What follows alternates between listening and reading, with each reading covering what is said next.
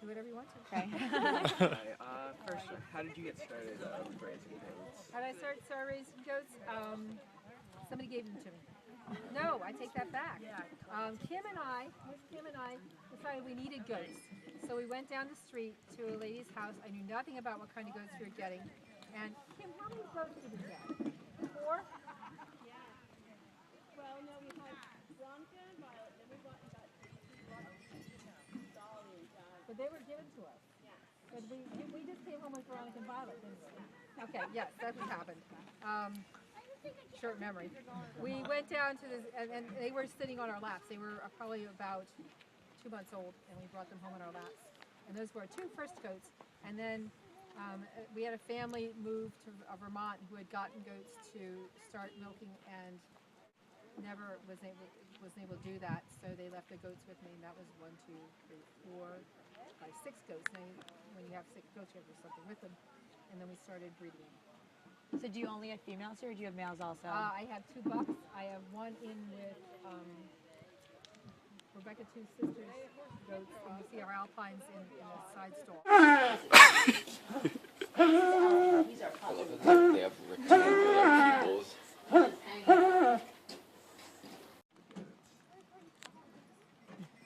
I'm not really crazy about doing their feet, just because some of them are harder to do than others, and they get very grumpy. And my dog eats the hooks, so I keep her away. My favorite, I think it depends on the season. Like breeding, like kidding season, like Rebecca's been to kidding season. Kidding season is wonderful, but you can also end up with problems. You can end up with dead animals. You can end up with other things, so that just like any kind of birthing situation, you can end up with some really great times, and then you can end up with really stressful times at the same time.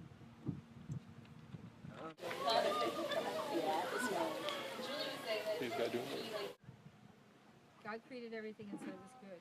We were given a place. We were given to take care of the animals. And even though it's a fallen world, we still have a responsibility to be stewards of our land, water, and animals.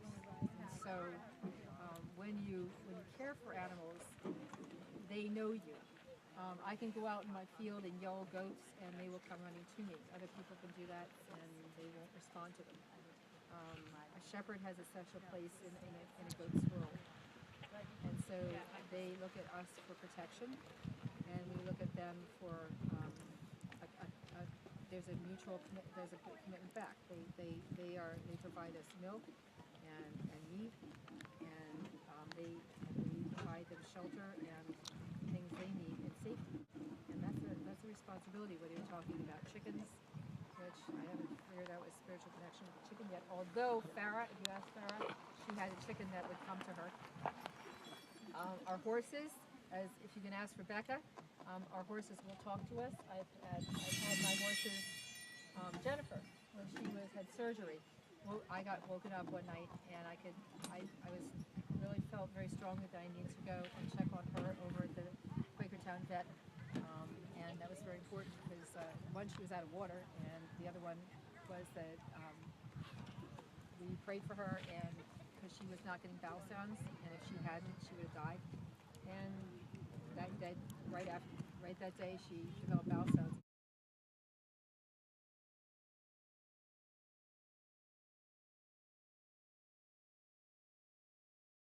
Right here where I am, there's 2 things, yes.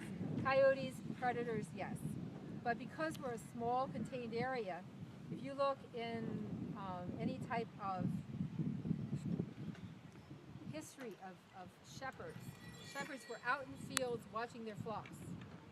They weren't confined to a small area. So they knew that they needed to change areas for the best grazing, but also to keep parasites down. You had to keep moving. I needed 5 years in order for the parasites to go. And so the parasites for me will kill more goats than any predator. However, cows or dogs that are not controlled in this area are a big one, because people will let their dogs run, and what dogs will do, they will run the animals to the drop. If you look at my pile of hay back there, that's $7,000 worth of hay. That's not going to last us through the whole winter. and hay right now runs anywhere from $5 to $7 a bale.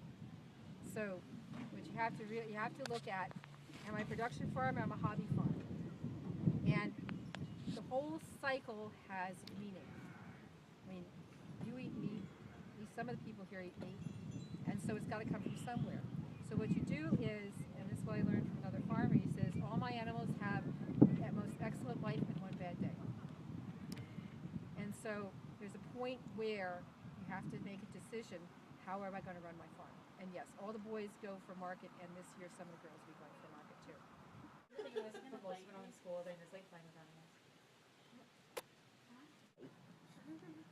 He's going to another farm. Kathy won't. Tell them just how long it takes from the time we milk until we how many people are It involved. takes a lot. The people that milk it, then you have to, we filter it and then pasteurize it and then it's got to hang, and then we mix it. So, yeah. It's a lot. It's a lot of work from different people. It starts out with the animal who gives us the milk, and the animal really, the composition of milk and the pH of milk and blood are just about the same. So it's essentially, our animals are giving their lifeblood to us. So if we really got paid per hour for what we do, you couldn't afford the milk. Right now, our dairy people are getting paid less than $1 per gallon for milk. You go to the store and you pay $3.99 or something per gallon. That's not going into your dairy's pocket. Their hay, their grain, their time, their expense on their machinery, their expense on their animals right now costs anywhere from $1,800 to $2,400 a cow. So all this goes into making milk, and yet the processors are the ones that make the money. It's not you farmers. For 2 years ago, a lot of the farms were losing $600 a day in producing their milk. So we do direct sales, so we can even that out a lot more, because we don't sell to marketers. We make our own products, we make our own yogurts, and we're very proud of what we produce, and we can tell you 100% what we know what's in there. But yeah, it's the idea of cheap food is obscene, really, because how much, if you look at prices, how much does a tasty cake cost? How much does some of the other high processed foods you get cost? How much did you pay for your iPad? How much did you pay for your TV set? How much did you pay for all the other stuff? And yet we're willing to put garbage into our bodies. We're willing to accept the fact that we have the highest obesity rate. We have the highest rate of rheumatoid arthritis. We've got an increasing risk of autoimmune problems. And it's because of our food. And it's not what we're eating. It's not the animals. It's what we're feeding our animals. They're making our animals sick, and they're making us sick. And high fructose corn syrup doesn't even turn your brain off. High fructose corn syrup, there's no off in your brain that says I'm full. And there are people in these different corporations. They are just there to make the food, so you don't have to chew it, and so there's sweet and salt for the people that smoke, because that's all that's left on their taste buds, and so you will consume 2 times what you normally consume. So yeah, we're really attached to our food, and you'll find that when you drink our whole milk or our products, you get full. Ta-da. What do you personally do? You milk the animals, or? I do markets a lot. Okay. And I help turn out horses and stuff. And I help with the cheese, making the smoothies. Yeah, it's awesome. It 5 tastes years. Cool. 5 years I've been here. I was the secretary, and that's how Kathy and I hooked up. She was a nurse midwife, and I was the secretary in her office. So cool. Here's the cheesecloth. Then we just put and then it drips into this bucket. We collect the whey, and that's the cats drink it. And the chickens, we give it to the chickens. So yeah, nothing goes to waste here.